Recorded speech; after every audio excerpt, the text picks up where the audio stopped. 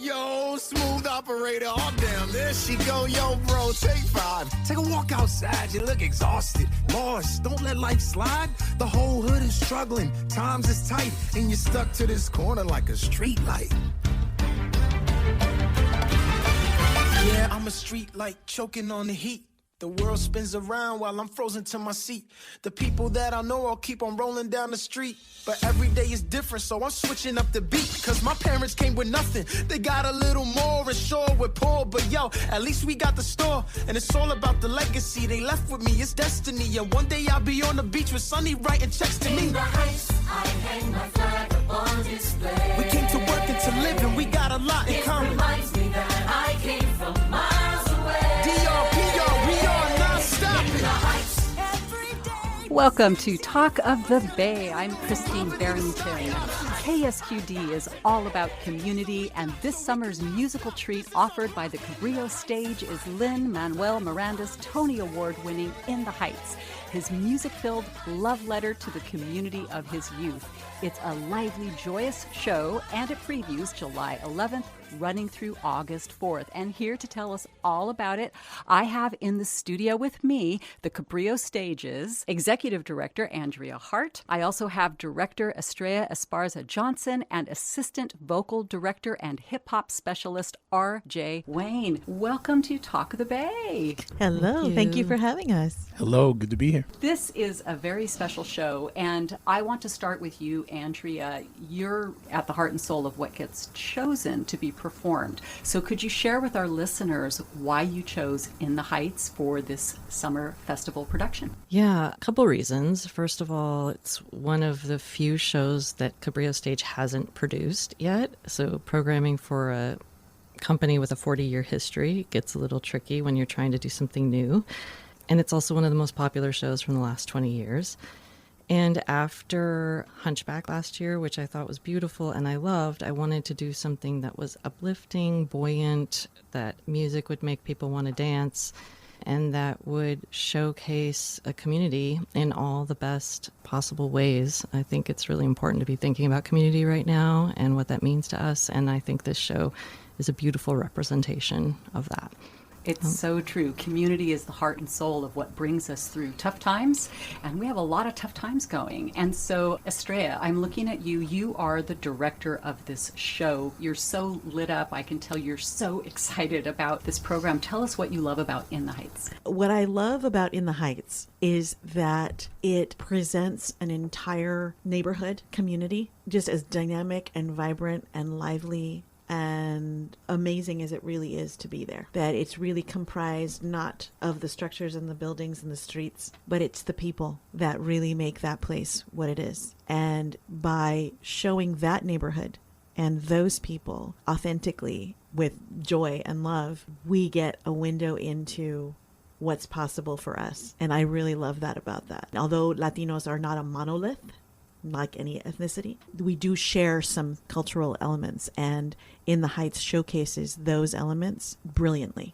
Could you describe one or two of those cultural elements you're thinking of as you say that? Of course. Our dedication to our families, the way that we do that, the way that we pull through and will do anything and everything, which is one of the lyrics in a song, for those that we love, and that how in our communities, family is a very expansive term. It includes extended family, friends, adopted people. It just is, it's whoever we fall in love with basically becomes our family. And we take that very, very seriously. It keeps us grounded in that life is more than the work you do and the stuff you have. That life is about relationships and growth and this whole journey that we get to be on together. And all different generations doing that every day. That's a wonderful aspect of our culture. Another one is our perseverance and our resilience, our industry. You know, it says we struggle. We do. Not that anyone else doesn't. It's just that the way that we embrace it and the way that we face it, it's with humor and joy and a lot of emotion, a lot of intensity. Mm-hmm. That's how we do it. and with music, of course. That's beautiful. I'm so glad that I asked you that question. That was a beautiful answer, so rich. And so I'm really, really curious, Andrea, you choose the director. What made you choose Estrella? Yeah, I'm still fairly new to the neighborhood, to this community and this part of the Bay Area. So I was asking for recommendations, and I talked to Melissa Chin Parker at Western Stage, and she gave me Estrella's name. And then I went to Western Stage and saw the production of the Thanksgiving play by Larissa Fasthorse that Estrella directed. And I also just loved that she was connected with Teatro Campesino. I think it's it's just amazing that we have that kind of historical cultural theater this close to where we are. And I thought that would be a wonderful connection to make. And then we talked on the phone and basically didn't want to stop talking, and we're like quoting HowlRound blogs to each other. And just the way she spoke about the play, the way she was approaching it just from very initial conversations, I was like, this is going to be the type of person that can bring this play to life in the way that it needs to be. So. Wonderful. Thank you. So, Estrella, it sounds like you might be from the Bay Area. Where are you from? Actually, there's a bit of a Santa Cruz connection here that I want to acknowledge with, since that's who I'm speaking to here. My parents are lifelong members of El Teatro Campesino. They actually met when El Teatro Campesino came to be in residence. They were teaching at UC Santa Cruz. My father came with the company. He had been studying at California State University at Fresno. And he came with the company, and my mother was a student at UCSC, and she took the class, and that's how they met. So quite literally, if it hadn't been for UCSC and El Teatro Campesino, I would not exist. So with that kind of, auspicious beginning, of course, I would have to be in the theater, and this would have to be what I do. But that's my origins. I had the wonderful privilege and honor of being raised as an artist by what we call the veteranos. The veteranos were at that time a core company of brilliant Chicano performers who forced open a space in the American theater for us, for our stories, for our talent, for our abilities. And I am here today because of them. So they are present in everything that I do here. I trained from in utero forward, basically, in Chicano theater. And then, of course, during the 70s, when they came to be in residence in San Juan Bautista, which is where I live now, we had the wonderful, great fortune of having world-class and American theater greats come and do residencies and be there. People like Peter Brook, people like the Pickle Family Circus, the Bread and Puppet Theater, Los Mascarones from Mexico. I mean, you name it. If there is a innovative breakthrough theater group or organization in the world at that time, most likely, Moshe Feldenkrais came through. Wow. Culture shock. Wow. Culture Clash was developed through there. But again, there's Maestro Luis Valdez, who, of course, started all of this for us. But there are so many names, and it's just generations of people that I feel connected to, that I grew up around and know them as people and as artists. And so, again, my work is always a tribute to all of the people that I trained with. And then as a young adolescent, I had the privilege of going to Mount Madonna School.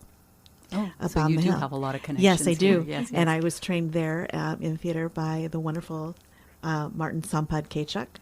So I love Santa Cruz. I've always come in and out. It's been a part of my life. So be able to come back to it like this, doing my work, sharing what I've spent my life doing is great. And wow. Yeah. That's a very rich legacy from this area that you are bringing to the Cabrillo Stage. And in case you've just tuned in, you are listening to KSQD Community Radio for all of the Monterey Bay.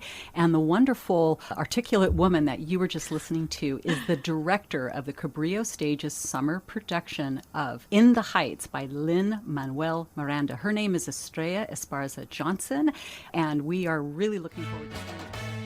The Cabrillo Stage is generously offering a pair of tickets That's 2 tickets for the Friday, July 19th production of Lin-Manuel Miranda's In the Heights. Give us a call right now at 831-900-5773. We are standing by to take your call. And now back to the show.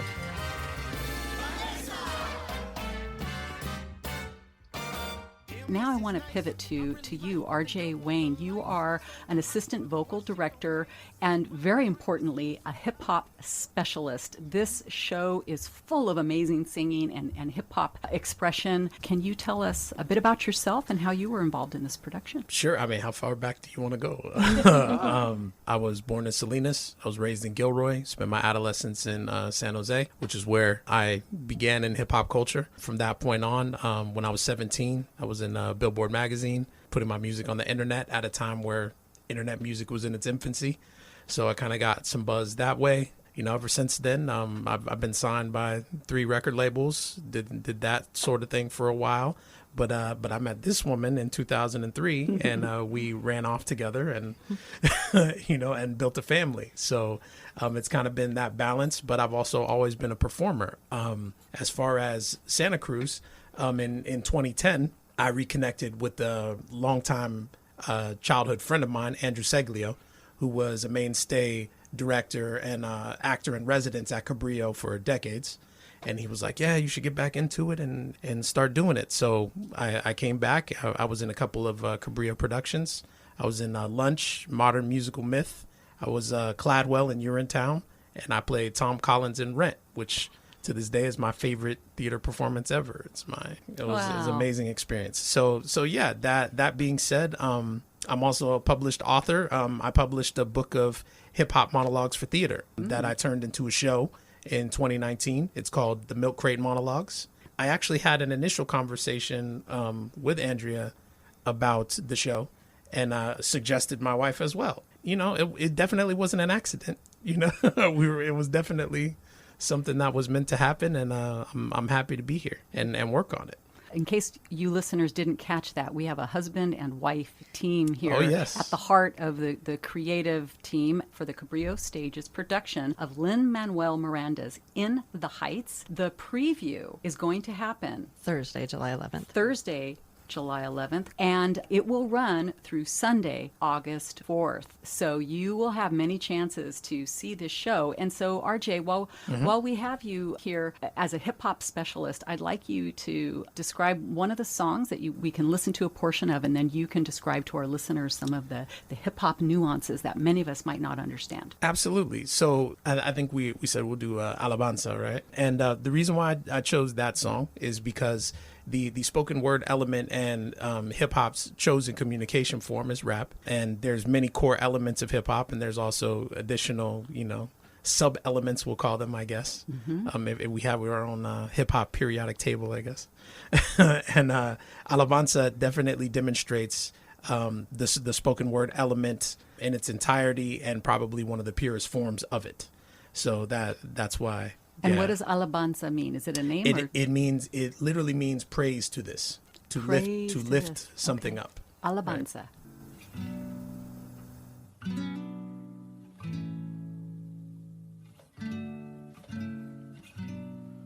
She was found and pronounced.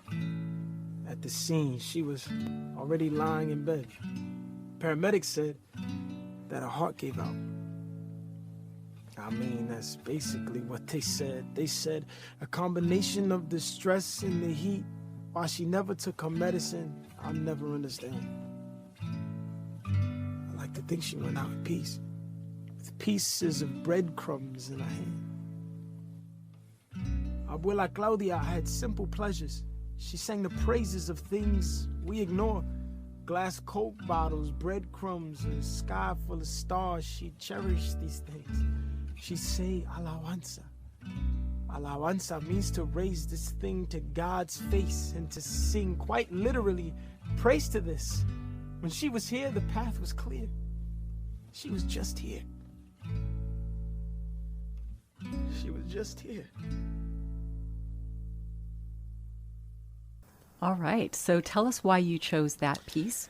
So I chose this piece, and I'll take it back to about a month ago. I did a a mental health symposium for African American youth on hip hop theater. And what I was explaining was that when you are a young person of color in a kind of a urban landscape, what you're constantly confronted with is people trying to gauge your intellect, gauge your ability, and then they are always, well, I wouldn't say always, but often trying to assign value to said, ability or intellect.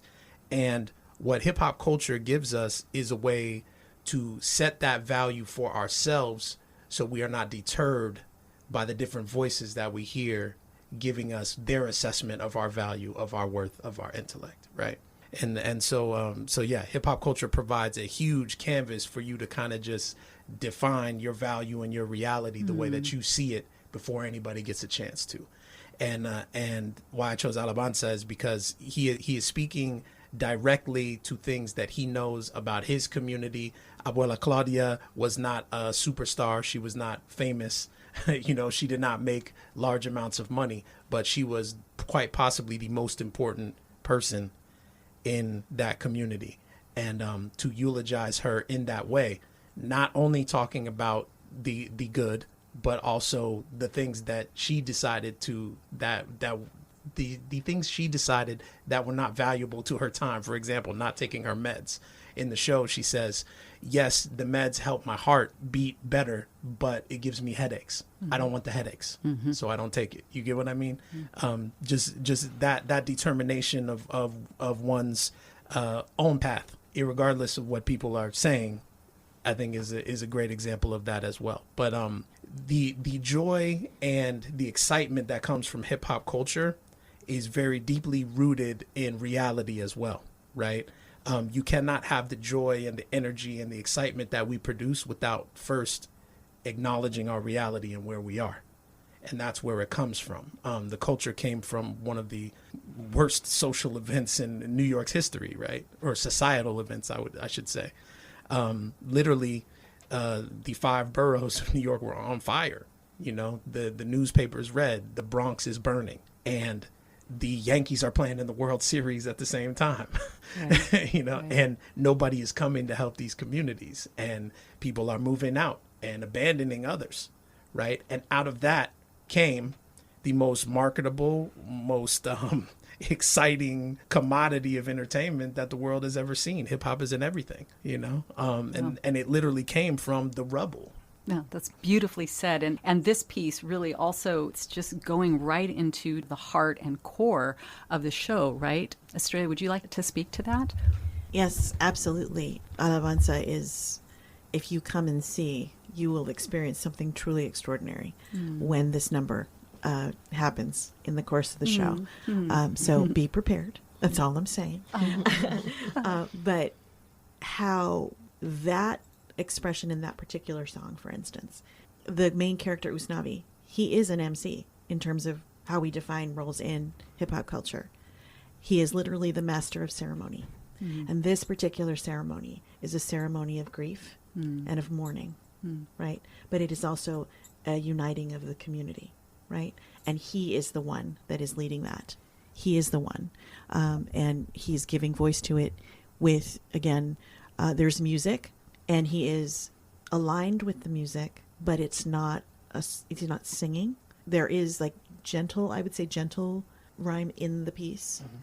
But again, it's not this, what many people think of when they think of rap. They think of something that is almost nursery rhyme, very on the nose rhyming. Right. And this is much more profound, very expressive, very human. And that's what I'll say about that. Spectacle. Absolutely. It is not as art. Yes. It is not for spectacle. Right, That's the thing that you need to get about rap. It is about lyricized personal narrative, right? Lyricized personal narrative. Lyricized personal narrative. And some people see that as boastful. Some people see that as arrogant. But name me another art form in which a person can literally talk about the things that they don't have as if they have them in the present, and then they will come to them as a result. Oh, rappers do that all the time. I love that sort of quantum manifestation. Exactly. Rappers do it all the time. They will do songs while they're broke saying, I have money. And then, there's a pile of money there.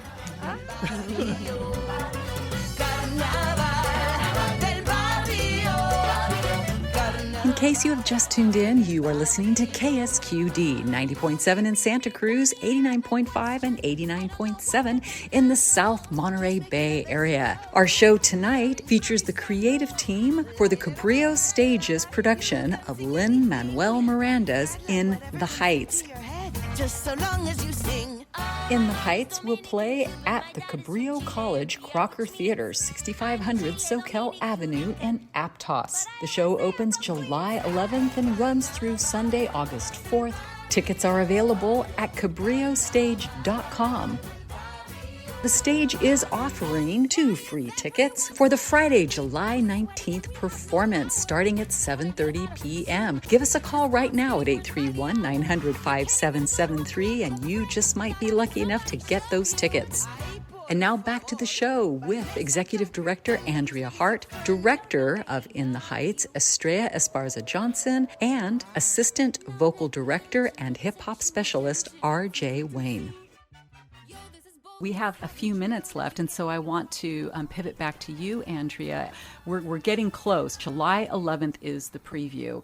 Maybe each of you can say, like, what's it like as the show is coming together? You've cast it. The stages have been created. Andrea, would you like to speak to the set, or you, Estrella? Because I know Hunchback was just awesome. Well, I know for Andrea and has told me, and of course I know Andrew Seglio is a great friend of ours, and seeing shows at Cabrillo, one of their hallmarks is their incredible set design. Yes. And this one does not disappoint. As a matter of fact, I think it actually raises the bar even higher. Our fabulous set designer, Scott Boynton, has recreated Washington Heights on this stage. And in a way, he took every adjective I gave him about what this show meant to me, and he made it manifest in something visual, something living that we can all play on.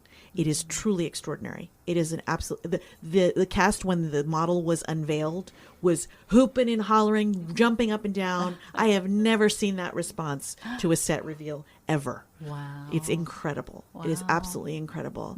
And that is just an example, but every designer, every crew member, every technician, every creative, every administrative person on this production is absolutely super committed, very skillful, masterful at what they do, and it shows. And one thing I love to say about Cabrillo Stage is that it provides this really amazing pathway for theater education and theater performance. And so Skip Epperson, who designed Hunchback, decided he wasn't going to design the show. He's still the charge artist, so he's still making sure it happens in the shop. But he put forth Scott's name and said, I'd like Scott to design it.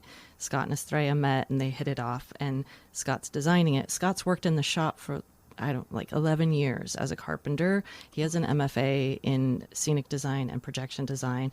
So he's hugely qualified, but he's also working with this person that he's, been mentored by for all of these years.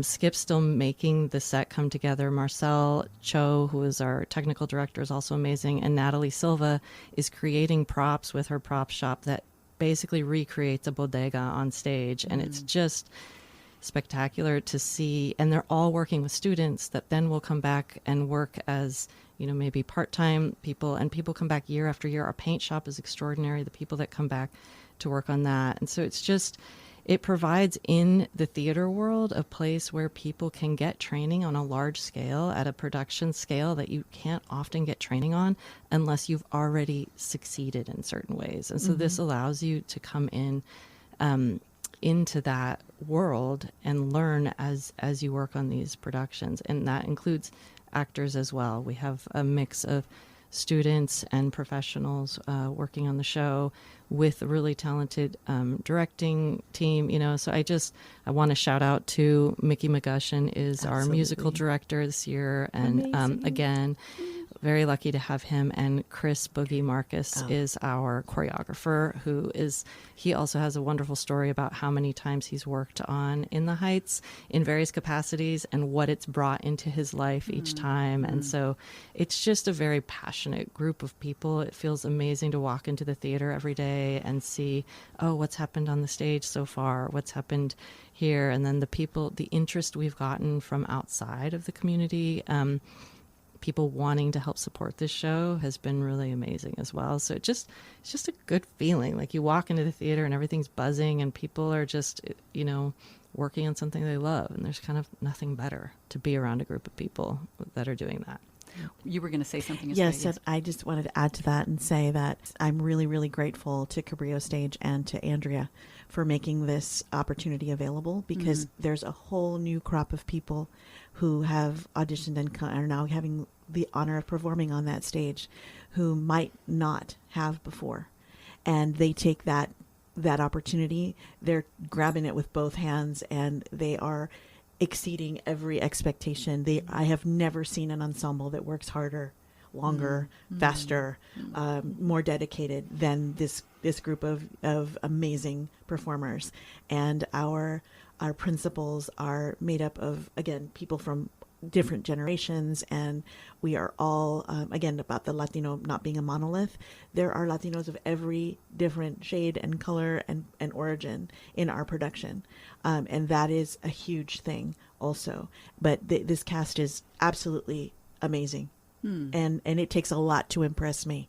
That is a beautiful note for us to wrap up on. I feel like we could have taken an hour talking about absolutely. this show and the mission of Cabrillo Stage. Andrea, thank you so much for describing those layers of what this production company brings to the community, our Santa Cruz community, but to the arts community. As these artists go out into the world, we can proudly say that they were birthed in our amazing Santa Cruz Cabrillo Stage community. So listeners, don't miss it. And you are offering 2 free tickets to the July 19th production. So listeners, if you want those tickets, give us a call at 831-900-5773. Someone will be standing by to take your name. You can pick those tickets up at will call. And again, previews start July 11th. It runs through Sunday, August 4th. Lin-Manuel Miranda's In the Heights, a fabulous production. And we're going to play one last piece as we go out. This is the finale.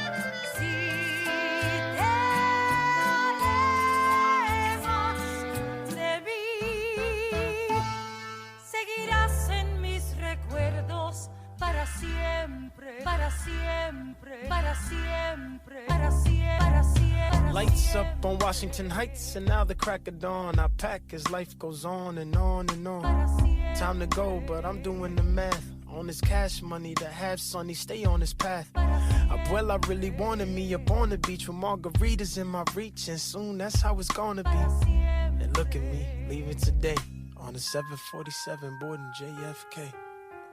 To purchase tickets to the Cabrillo Stage's production of Lin-Manuel Miranda's In the Heights, visit www.cabrillostage.com. You've been listening to KSQD's Talk of the Bay. We'll be back with more after this short break.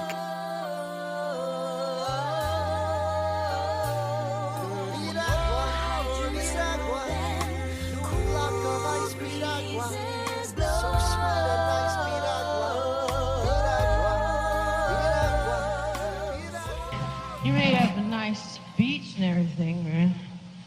When we go someplace, yeah, we come for one reason. And that reason is to rock. A rockin' blast from the past, Wednesday afternoons from 1 to 3 p.m. Relics and Psychedelics, only here on The Squid, KSQD Santa Cruz. I'm doing my part, Daddy. Spend your Monday night at the Opera on KSQD Santa Cruz. You'll hear the world's greatest singers tell some of the world's most powerful, romantic, funny, and unforgettable stories, all set to the most glorious music ever composed. It's all about drama and being a diva. Monday night at the Opera, 7 to 10 p.m. on KSQD Santa Cruz 90.7 FM.